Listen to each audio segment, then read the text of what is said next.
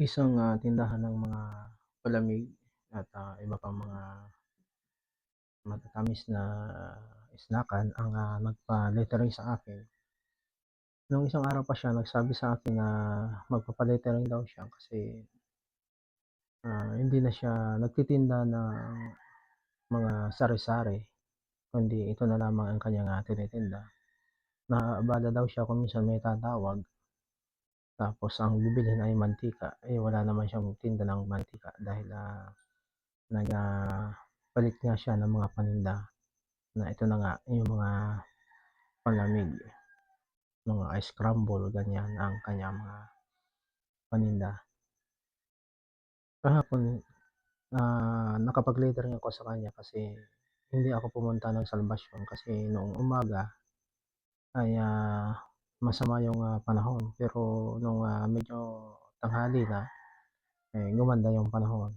Naalanganin ako, tinamad akong pumunta at ang isa pa ay, yung, motor ay hindi pa gaanong maayos kaya dalawang isip ako na pumunta at yung isa pa ay yung, aking, panggasolina ay, kulang kaya sabi ko bukas lang ako pupunta ng salbasyon.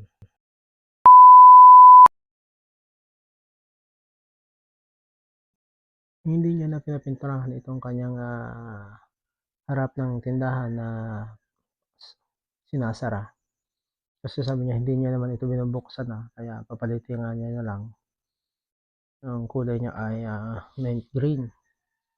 So, direkta na lang ako na nag-lettering, hindi na kasi pinapinturahan.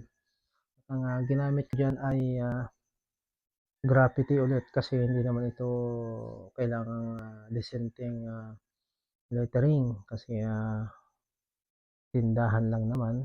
So, para hindi na ako mag-layout, para hindi na tumagal, graffiti lang po yung aking, ginamit dito. Ang, pangalan po na nilagay ko diyan ay Andrea and, Earl,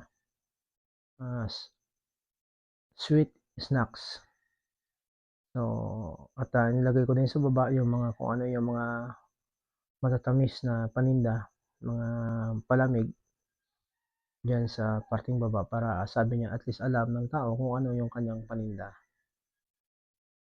Yun po ay, kapitbahay lamang namin, pero sila ay nasa harap ng, ano, kalsada. Kaya sabi ko malapit lang, madali lang ito gawin. Ang una ay, nag-layout muna ako ng, aking, ile-lettering. Tapos kinuha ko na yung aking mga pintura.